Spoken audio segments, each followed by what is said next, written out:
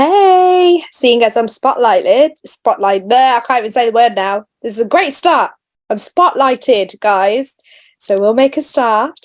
So welcome everyone. My name is Zena and I'm your host for today for this wonderful workshop, Money Mastery. A little bit about me. I specialise in helping mom entrepreneurs to sign clients consistently using the online and networking spaces. So in a nutshell, that's what I do. But this workshop, Money Mastery, is being held through Kaushalya UK, which is a registered not-for-profit community organisation who work to really empower and uplift women. And it's just growing so organically and so big under the dynamic leadership of its founder and CEO, Ritu Sharma, who is on our call as well. And she has dedicated her life to bringing women of this world to find their own power and really embrace their true worth. So really appreciative of this platform and the opportunities that we get as part of it and being able to just help so many more people as well. So welcome to all of you guys, and also welcome to our amazing speaker today, Leah Crawford. Leah is a business and finance strategy coach. Leah is committed to really helping business owners and entrepreneurs reach their full potential.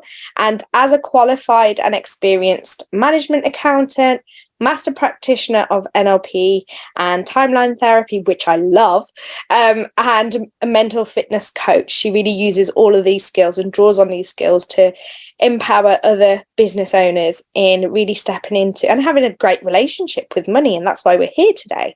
So I'm really excited for this. Just before I hand over to Leah, I will request that unless otherwise asked for, please just leave questions till the end of the session, make a note of them. If obviously Leah asks for interaction during, please get involved. So yeah, if you could jot any questions down to ask at the end, they are really important to us. We love answering questions at the end. So yeah, we'd love to get through as many as come our way. So over to Leah. Thank you very much, Zena. And I just wanted to thank Ritu as well for allowing me to come onto her platform, and Carol for pushing me to do it because she can be very persuasive. And thank you, Zena, for that wonderful introduction. I really appreciate it. So I'm Leah. I'm a black country lass. So I'm lived in and around Sedgley, Dudley, most of my life. I'm currently living in an area called Tipton with my husband and my 2 kids. So you're probably thinking, what is a business and finance strategy coach? So that's a very fancy made up name that I've given myself. I'm not going to lie. What I essentially do is I support business owners to create a new money story, because from my personal experience, from working with business owners in the accountancy kind of part of my life and as a coach, a lot of people have got a terrible relationship with money. So I do have a question, and I would love some answers in the chat box. If I asked you right here, right now, how do you feel about money? What would you say? I'm looking for like emotions. If you could throw them in the chat box.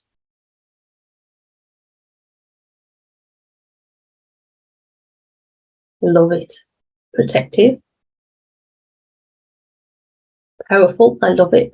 Awesome.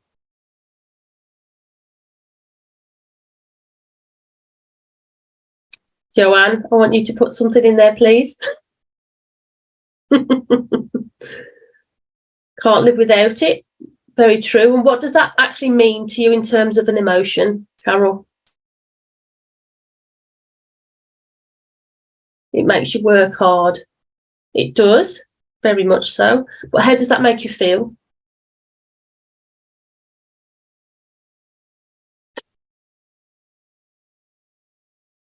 Struggle with it, holding on to it. So how does that make you feel, Joanne? Feel like you need it. Okay. You feel positive. That's good. That's good. So we've got a kind of a uncomfortable and negative, yeah. And this is why Joanne's one of my clients. Yeah, very much so. So you've obviously done a lot of work on your relationship with money, Ritu. The reason why I ask is because we all have a money story, every single one of us.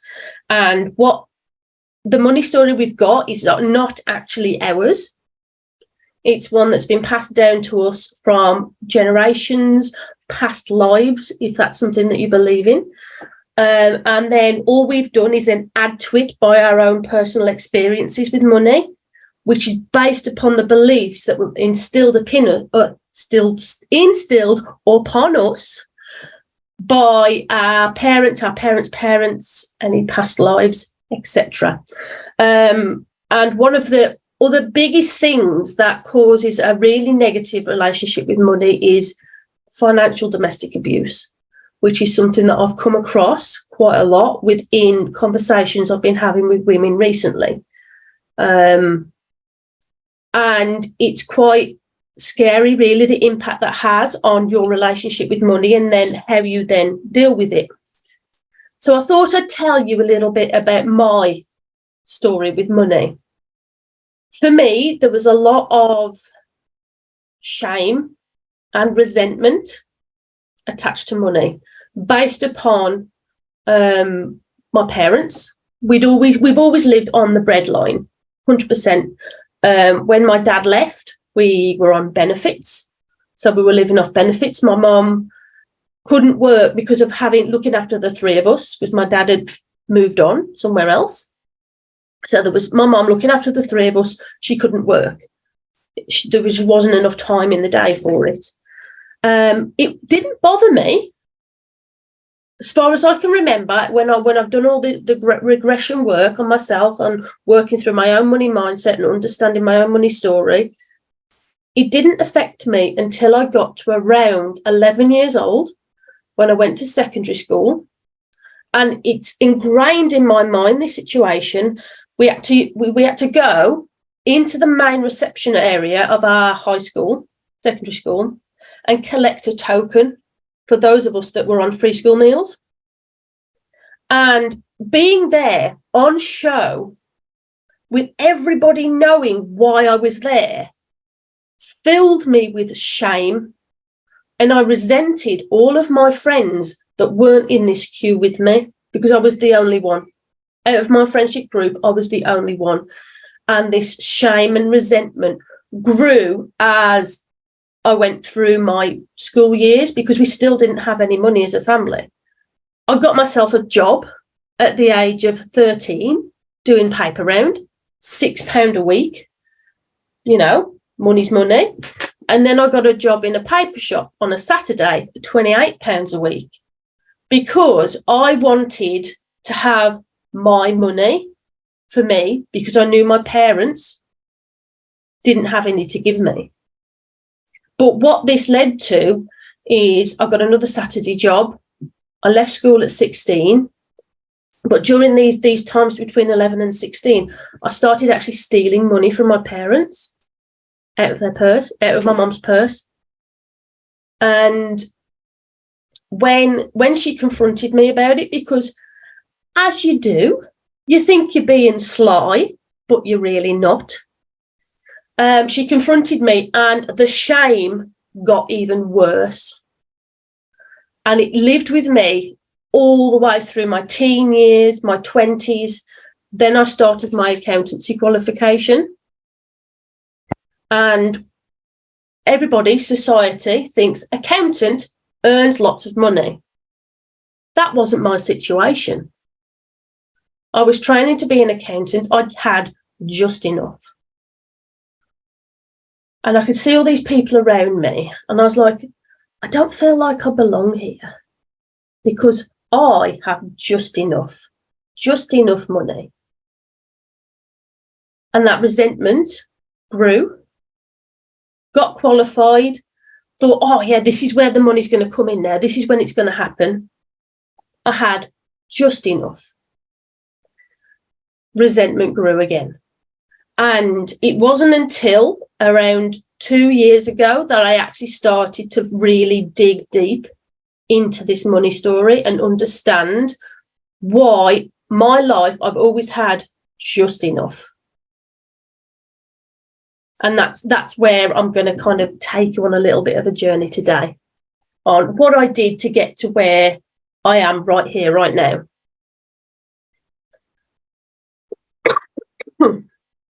So when we start thinking about healing a relationship with money, we start thinking about, okay, what can I try myself? Let's see if I can fix it myself. So we start maybe doing a budget and managing the money that we've currently got. Go, okay, so here's my bills, here's what I've got coming in. We'll do a budget.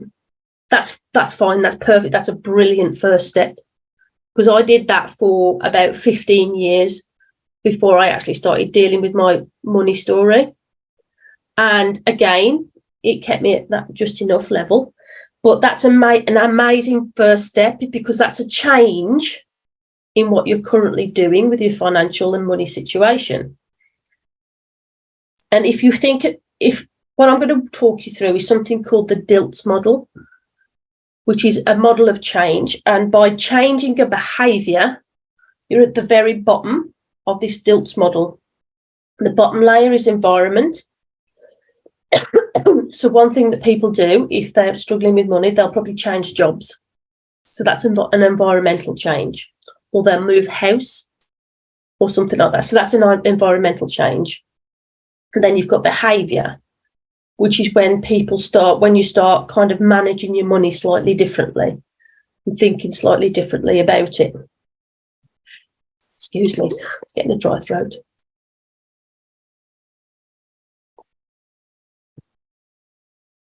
But if we only ever deal with environmental and behaviour changes, we'll very quickly revert back to what we were doing before, because this is just surface level work. And what you'll find will happen is you essentially get stuck in a money story cycle. So you have this unconscious money story in your mind.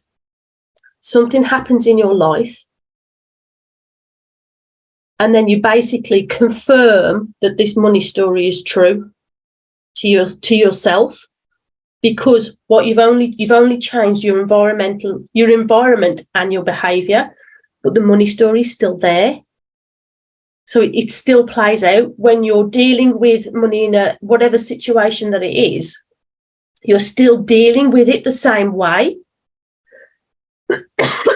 Excuse me. And so you just revert back. You go back into what is known as your comfort zone, because when you come out of it, it feels uncomfortable and it's difficult to deal with. So you just revert back and everything starts going back to the way it was before.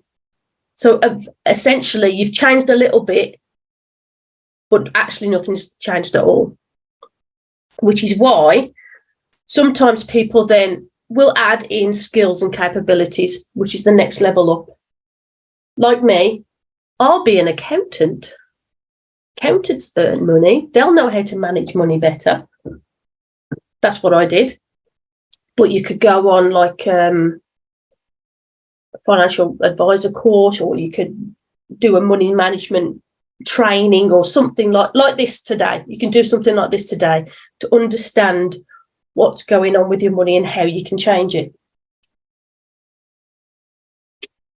So that, again, it gets you slightly out of your comfort zone because it's a little bit different to what you're used to doing. But again, with this, that money story is still there. That money story is still there, still playing out in your mind, because your mind is essentially a computer and you've got to program it to act differently. And to reprogram your brain takes a lot of work, a lot of deep work. Excuse me. So the next level up, values and beliefs. This is where you start tinkering with these neural pathways in your brain. If we think about values with money, what do you value about money? If you want to put in the chat box. What motivates you about money?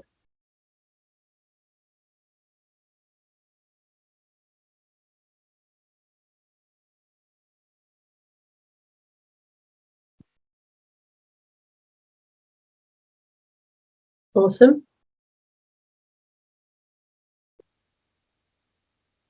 Yeah. Awesome.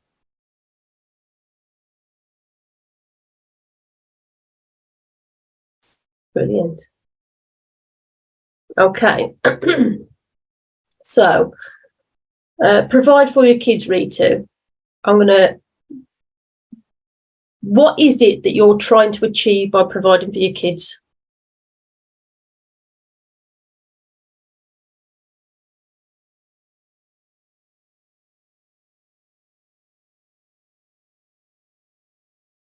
Good. Is that for you or for them?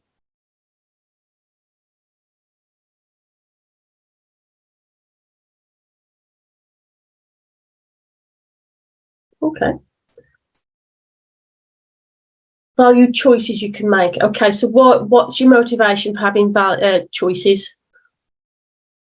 I thought, would it be better if Ritu unmutes herself and have? Yeah, you can unmute if you want to, or in the chat box. It depends whether you want to be on the recording or not. I don't mind. So Zena, that question was actually for you. You value choices. Okay, sorry. What is it that you value about having the choices? What is it? It's the flexibility of being able to money. I see money as transactional, so for me, it gives me more choices in my lifestyle, if you like, around the kids. Being able to have that flexibility around the kids. Okay, so what is important to you about that? So that I can prioritize lifestyle over work. It's the balance. I don't want life to fit in around work. I'd rather work fit in around life. Okay, awesome. I'm going to ask Joanne. Push her outside her comfort zone. So it keeps a roof over your head. Why is that a motivation for you? You can either unmute or chat box, I don't mind. And it just at the moment, that's how I feel about it. I think where I am struggling to earn money, it's just at the moment, that's the most important part of getting money in, which I know is not a good thought. And it's going against what I want, but that is where I am truly at the moment. Yeah, cool. Okay. So the reason why I'm asking these questions a little bit deeper in the top three, and I want other people there as well to think about this, is if you are trying to get away from something, I mean, Joanne's nodding because she's heard this before. If you're trying to get away from something, what you're actually doing, say your goal is in front of you, but you're trying to get away from something, where's your attention? It's over there. So if your motivation for all of these bits to do with money, values to do with money, are based upon not having something because you don't want debt or you don't want to not have freedom, your actual motivation is facing the wrong way. And this is where you need to really look at your values. Okay, what am I actually striving to achieve? Not what am I trying to get away from? It's very nuanced, this way of thinking. And this transition of motivation is something that I do with my clients through timeline therapy. So it's you can do it by yourself, but it takes time to change that motivation, because Zena, you mentioned that you don't want something, and instinctively I was like, you've got a lack mentality around money and you're running away from something. So your motivation is not in the direction you want it to be to do with money. Does that all make sense? So if your motivation is focused backwards, you're never going to move forwards. So that's why I've pushed So when you're thinking about what you value about money, what motivates you about earning an income for you to achieve what you want to achieve, what are you actually, are you running away from something, or are you running towards something?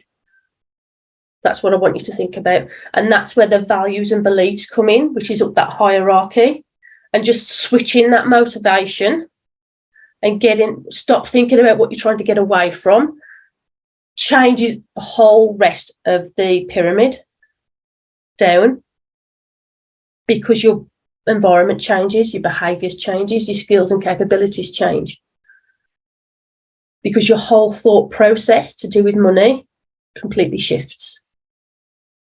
Because personally, when I started my journey, I was trying to get out of debt. I did not want to be in debt. That was my motivation. And it showed up when I was doing my personal breakthrough in money. My motivation was running away from so much stuff that I didn't want, that I'd lived with my entire life, and that my mom lived with, and my mom's mom lived with. We don't know much about my mom's mom because she was adopted, but I'm pretty sure there was probably similar things going on back then as well. So I've had lots of generational money problems. And to try and remove all of them from my genes, my unconscious neural pathways, has taken a lot of work, and I'm still working on it today. I still find myself sometimes getting stressed out about the fact that things aren't where I want them to be. And I've got to catch myself and go, stop. You're looking the wrong way. Stop focusing on what you haven't got. Focus on what you're trying to achieve. And all this comes through, what's on the top of the tier is your identity. So to have an identity change to do with money takes a lot of work. A lot of work. And I can see Ritu nodding her head. It takes a lot of work.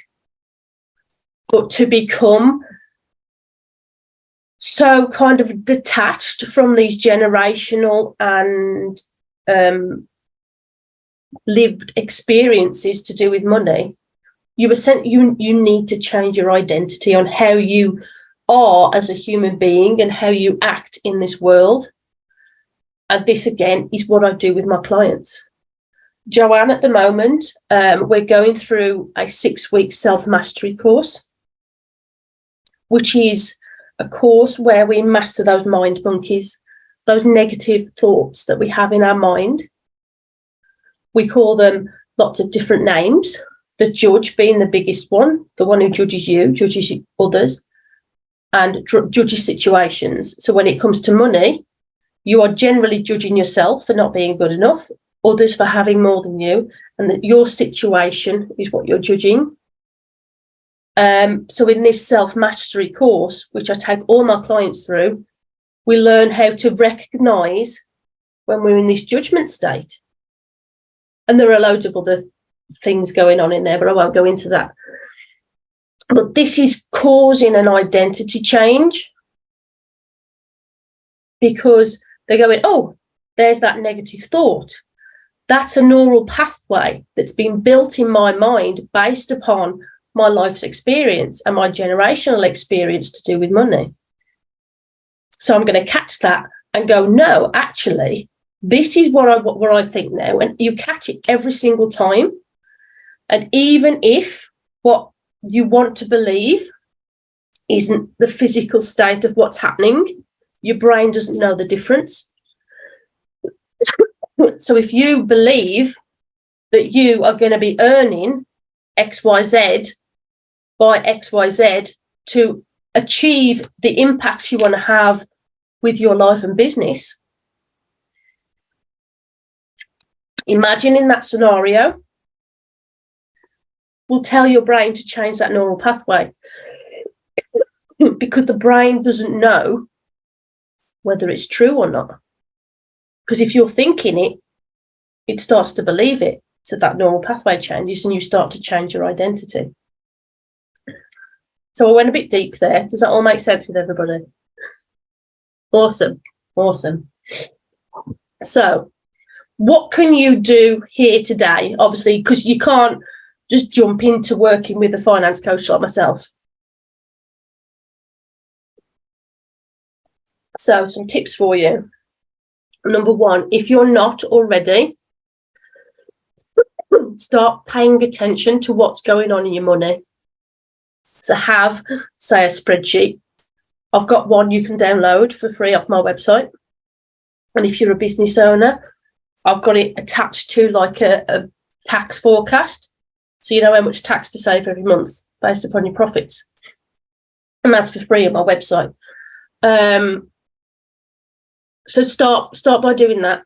And if you haven't done that before, the very act of starting to actually pay attention to money in your life and in your business starts the journey of changing these lower level bits of the pyramid. Yes, you may fall back into it, but if you consistently commit to yourself to start looking at your money and seeing what's going on and forward forecasting, if you know you've got to pay for something, going, okay, in 3 months' time, I'm going on holiday. I need XYZ money for that holiday. If you see what's going in and out, you can go, okay, I need to save X per month for this holiday. And that will start you managing your money better so you don't get into a situation where you're jumping for the credit card, for instance. Because in my world, like Zena said, money is transactional. Money is energy. That's all it is. If you've got £10,000 in your bank account, have you physically seen £10,000 like actual money? I know I haven't. All I see is a number on an app. And I could very quickly go boom, boom, boom and move it to another computer and it's another number on another app. Yet so many people attach their worth and value to that number in their bank account. Whereas it's not real. Money's not real. It's just an energy transference, transactional thing. You provide a service to somebody, you're giving them your energy, and they pay you back in money, which is an energy. It's a transferable energy source. That's all it is. Yet I myself have placed my value based upon the balance in my bank account. And there are other people out there who value their success based upon the value in their bank account. But if you attach so much importance to the money that's in your life, you're never going to be happy because it's never going to be enough. So you've got to find where your worth comes from and where your success comes from away from money, because the amount of money you've got does not tell you how worthy you are. It doesn't tell anybody how valuable you are. It's just an energy source. And the more you give, the more you'll get. The more energy you give, the more energy you get back. Simple transactional world working there. Cool. Have we got any questions so far? I need to rest my voice for a minute. I've got sort of like a comment, maybe leads into a question. So talking about the energy around money, I know that as a child and growing up, I used to feel like it was dirty or greedy to really want lots of money. And it was like a big conflict in me for a very long time, because deep down, I really wanted to earn money. I felt like it was a great motivator, and I thought it's a sense of like, I've done this. But I think generationally, maybe even culturally, it was seen as something that was, no, it's greedy to want too much. And so I attached it to that. And I even used to feel really bad, like spending money on myself, because I grew up watching my mom do that, for example. She wouldn't buy things for herself. And if she did, she'd question it like 50 times over. as in whether she should she go and return it. And it was like a whole process, repeated over and over again. So I hated asking my parents for money. And so I worked from a very young age. From the moment I could get a job, I got a job. Even though my parents did have plenty of money to give me, they weren't in, money wasn't scarce for us. It wasn't also, my parents aren't rich, but it wasn't scarce. We were kind of in the middle. We were okay. So what I started doing is I would sell my own things to avoid asking my parents for stuff. Even though it was stuff that my parents had given me, I'd sell it to earn a bit of extra money because I just wanted to avoid asking them for money, because I just didn't want to be made to feel bad, or I didn't automatically want to be feeling bad for asking that. So I have worked on my money mindset a lot over the years, a lot. There's still a lot of work to be done. And I think it's just a constant journey, isn't it? That we always cross. Is as we evolve, we've got more things to kind of work through. So what I do is I now, and you mentioned it before, I do always, even now, seem to start with what I want to get away from. What don't I want? I always start with that. I do. And being a master practitioner of NLP myself, I noticed that it was a pattern where I would always look at what I wanted to get away from. That's why I was a serial yo-yo dieter for a long time, right? But I do now turn to what I do want. My question to you, would the aim be not to think about what you don't want at all over time? Would it just be to focus on the goals and what you do want as an initial thought? Oh, yeah, totally. My focus is the impact, and the money is just a symptom. So my mission is to provide women with financial education by making it understandable and fun. Adding fun into money. Because who has fun with money? Those who have got loads that just throw it around or carol. But people don't have fun with it anymore. They're so serious and withdrawn, and they won't talk about it. Why won't we talk about it? Stop putting so much power. Stop giving it that power. I mean, I attended a networking meeting this week, and I mentioned what I do, and I felt the energy in the room change. I was on a Zoom call, and I could feel the energy change from this computer screen. Which direction? It was negative. It went really negative. Because people don't like talking about money. They get really uncomfortable about it. And that's my mission, is to get people to talk so openly about it that it's not an issue anymore. That's my whole mission. I quite like what you said about intergenerational, belief system, but around money especially, Leah, because I come from a very well-resourced family. I was provided for. We had a very good lifestyle, lavish, but I'd never felt rich. And that was down to the lack of attention that I wanted from my parents and, people around, but I didn't get it. And I attached to that my self-worth and my self-importance was low. So I was never rich enough. Although the money aspect was great, I could place a finger on something and I would get it. And I was sent to the best colleges and universities, very expensive education I've had. But I was never rich, right? And the other side of it was that because my dad was a self-made millionaire, I was very much in love with the idea of his struggles. And just like Zina, I mean, she's talking my story literally because I wanted to make it work for myself, right? I thought it was so weak to get money off that.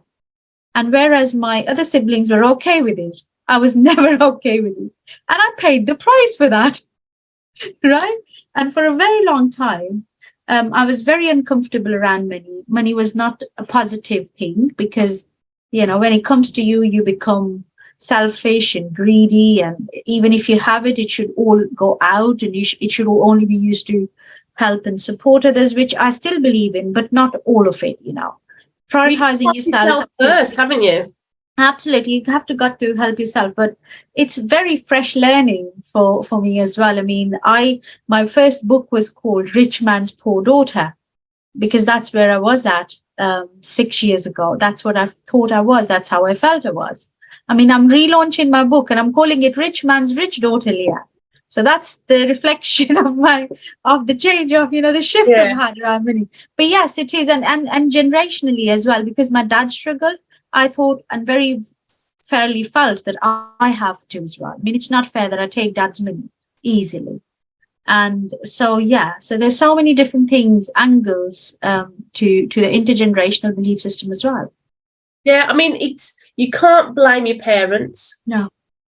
Because that's their journey with money. It just so happens that we are, I'm not going to say collateral damage because that sounds really bad. Yeah. But, we are the object of what our parents didn't know. Absolutely. And that's perfect because they did the best they could with what the resources they had at the time, with what they knew, because they can't be blamed for what they didn't know. And that's a whole other journey that I've been on as well. But once you start in this self-development journey, it just onion layers. That's what the way I see it. You strip one back and something else goes. You're like, holy moly, where did that come from? Absolutely. It's never done. But yeah, I just wanted kind of to share what my mission is all about here today. Do you've got something to say, Carol, because you're not on mute? I think my perspective changed when I took retirement. And only since then, I have begun to see it in a different realm. So sending your money to work for you instead of you working for it.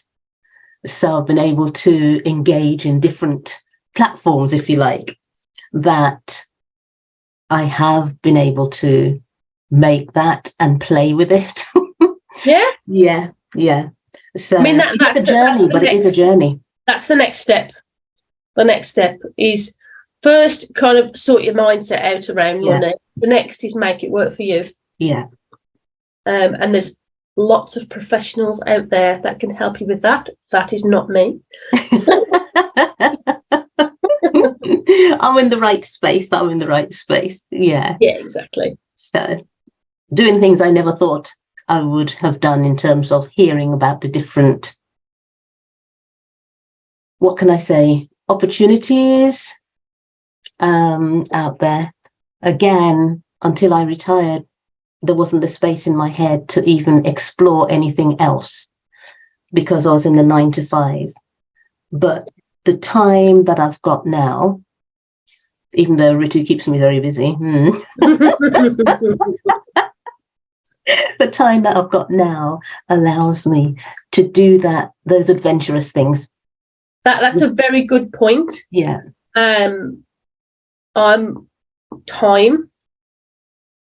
Time is much more valuable than a pound in the bank account. Yeah.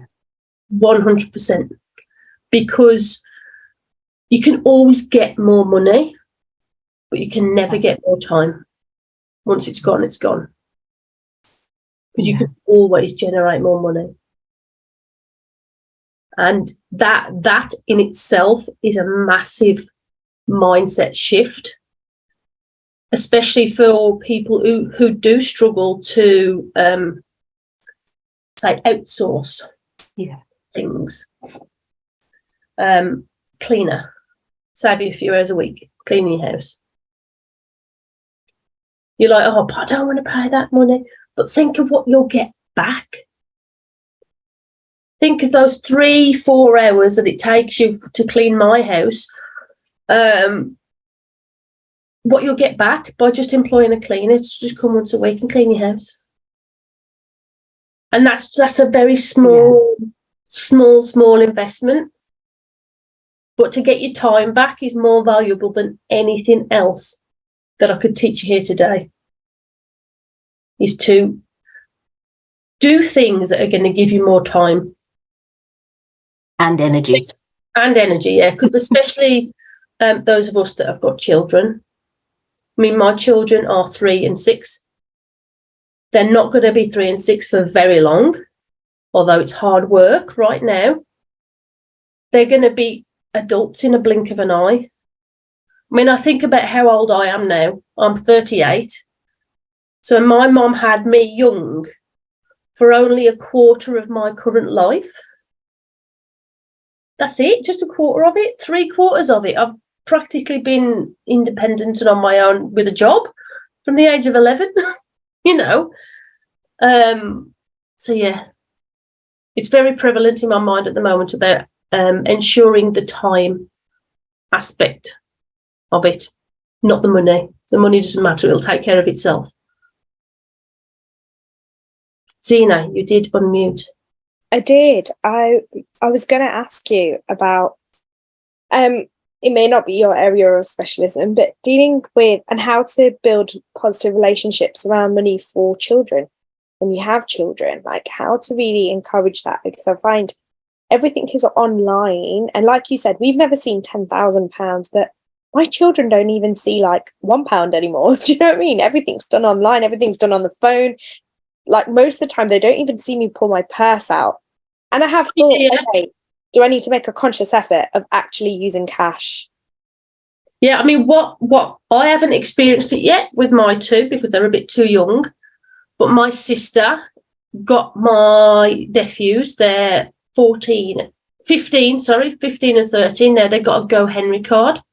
Mm-hmm. So birthday money goes onto their card. If they do chores around the house, it's set up in the app. If you do this, you earn this. And it gets paid into their accounts. So that is the modern way to get kids to value money, because you don't get something for nothing. There's got to be an energy transference. So if they clean their room, you give them a couple of quid. Because they've done something that you're not going to have to do. So they've given you time back, they've taken responsibility, and they've got some energy transference back in the form of money. Yeah, I think I did mean more so the younger age as well, because I appreciate in terms of money management and allowing to give them pocket money or things like that. That's transactional and that's in practice. But I guess what I'm aiming for, my kids are even younger than yours, same age gap, but just younger. They're 1.5 and 4. And I remember, like, even now when I talk about, I would love to help them understand that things do have a value and things are earned. And at the moment, I currently use language such as, like, if my son wants something, I'll be like, either I say, ask Santa for it, or I say, I haven't got enough money for that because I've only bought money for shopping. But maybe if you're able to, I don't know, I incentivize it. Like if you do really amazing listening next week, then maybe mummy can save some money and come back to the shop and we could choose something together. Now I've allowed him to pay for things with like vouchers. He has even used cash. But like, I know he's young, but I would love to like build that positive language around money. And sometimes I've heard myself slip into, I haven't got enough money for that, and I don't want to, can't afford it. Yeah, or like mummy doesn't have money for that, like and then I catch myself out thinking, oh, am I meant to say that? Is that the right thing to say? I don't know. Actually, there was a post that my sales coach put out today, and he replaced I can't with it's not a priority right now. But if you do XYZ, then you'll have it. We will find a way to create it for you. Because I do exactly the same with my 6-year-old. Mm. So he loves those little grab bag things, the blind bags. And And every time I go to the shops, he wants one. I'm like, no, that's not what we're here for. That's not a priority right now. We're here for X, Y, Z. And he says, okay, so can we go at the weekend? I was like, okay, so if you want this thing, whatever it is, an Among Us thing or a whatever, I was like, what are you going to do for me? What are you going to do to earn it? Because I tell him, you're not just going to have it. You've got to earn it, like brush your teeth nicely, get dressed nicely, go to bed nicely, on all these sorts of things. And I don't know whether that's the right way, but it sounds like we're doing the same sort of thing. So we'll see when they grow up, see whether it works or not. I don't know. At the moment, I've not got the experience of knowing whether it's the right thing to do or not. Yeah. So I suppose it's doing what you feel comfortable with. Yeah. And catching the language that you're using with him. That's what I've been doing. I just second guess myself all the time. I think it's this whole idea of wanting to break a cycle, because I know I was trapped in it for such a long time, and not wanting to pass that on. That's the curse of being an NLP practitioner, master coach, because between the ages of 0 and 7 is when your children are sponges and they're learning everything about life. Yeah. So it's great, but it's also a curse, because you're like, I'm damaging my child, but we're doing what we can with the resources that we've got. Yeah, absolutely. I need to be kinder to myself, for sure. Just be kinder to yourself. You're learning every single day. Yeah, absolutely. And there's nothing that can't be fixed. We're proof of that. All of us in this room, we're proof of that. Absolutely. Yeah, thanks for that, Leah. I guess it was just reassurance, but yeah, thank you. Adiyinka's got her hand up. I hope I've said that name right.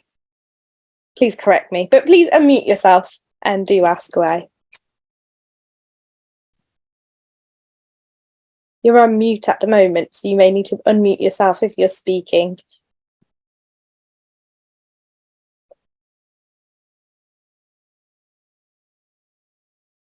Or you can pop something in the chat. Whichever works. Don't know if that hand up was a mistake. No, not sure. Not sure. Okay, maybe we can come back to it. If anybody else has got questions. Go ahead. Go ahead. Okay.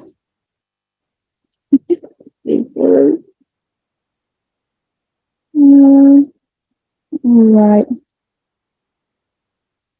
Adiyinka?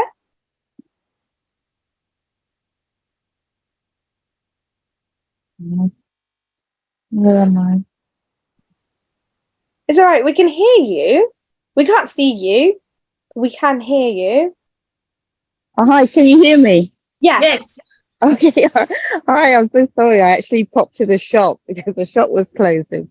Okay. But yeah, I just wanted to say thank you, actually. I've been listening to everyone and it really resonates because I'm in some debt myself. And what you said about the language that you tell yourself that has been learned, it really resonated strongly with me. But, in terms of like aha moments, why I'm probably in the situation I'm in, because I realized the language hasn't been very kind, and I haven't really understood as money being an energy.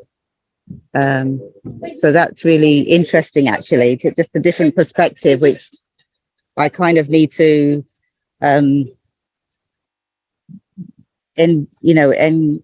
embrace in my belief system, basically. So thank you. No problem. Thank you for sharing. Yeah, it's very powerful because I guess it's a different energy. If you have that belief system, then the energy would be different. Yeah. So no, I just wanted to thank you because it's like that, what Oprah says, that the aha moment, like, oh, that's what I've been doing. So your talk has been so powerful in that sense. Thank you very much. Okay, so thank you. Thank you. Awesome. I love that. this is the impact I want. Yeah. Right, Leah, mission accomplished. There's more people I'm going to hit with it for. Go for it. Go for it. More people, definitely more people. Has anybody else got any more questions? Okay, thank you. Thanks. How do you have such a hand on?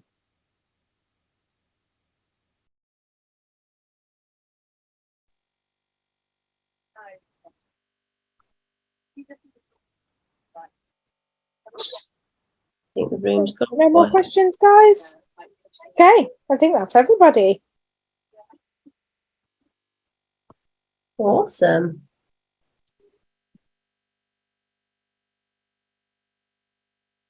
Brilliant. Is that everything, Leah? Yes, it was. That's everything. Oh, fantastic. Well, it has been amazing. Thank you so much, everybody, for attending. I think there's been some, well, quite obviously some mindset shifts happening during this session, which is so powerful. And that's why we love these sessions, because they just bring so much value. So thank you so much, Leah, for bringing that value again today in such a powerful way. Really appreciate it. I am going to hand over to Ritu to close, because I don't normally do that, and I haven't got it scripted. So I'm going to hand it over to Ritu to close and say a few words. Thank you. Thanks again.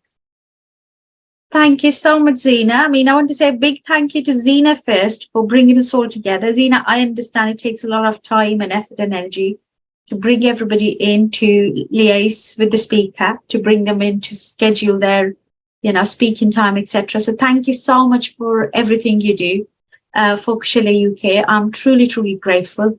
And I mean, Kaushalya UK totally is afloat because of its wonderful volunteers currently. And that is the truth. Carol, she knows it. She just said it. So thank you so much, Zina. I really, truly appreciate that. And a big, massive thank you to Leah for giving her time and energy to be here with us tonight and to share some wonderful, wonderful insights. I mean, Leah, there was a time when my business account looked really great, but my personal account didn't reflect it. And I was stressing upon that. That was a few years ago. And obviously then the penny dropped and I understood, like Zina, I think, said that, when you know things are okay, but you want to go ahead of yourself and you want everybody to be right now. And I talk from experience really, and I have done a lot of work around money and mindset. So please connect with Leah. These things work. That's what I'm trying to say, if anybody needs help around this. And since I have let it be and I have not turned around to face towards what I don't want or what I want, I don't have it and I want it. I have started focusing on resources on hand, things that are within my control and I can do them, change them, etc. And have stopped stressing about future. Things have come round. Thanks to God, it's worked, and they work. And that's what I'd say to anybody who's struggling with money mindset or money matters for that sake. But Leah, thank you so, so much. I mean, Carol, thank you for the introduction, because I know Carol was the one who introduced us to Leah. Thank you for the introduction, Carol. And Leah, thank you so much for agreeing to be here. Please come back again. These things are very valuable and very needed, as we've seen, as we know already. And everybody else who joined us tonight, I want to say a big thank you to you for spending your evening with us today, taking this time out to be with us. Thank you so much. Have a wonderful night, evening, day, wherever you are in the world. And bye for now. Bye.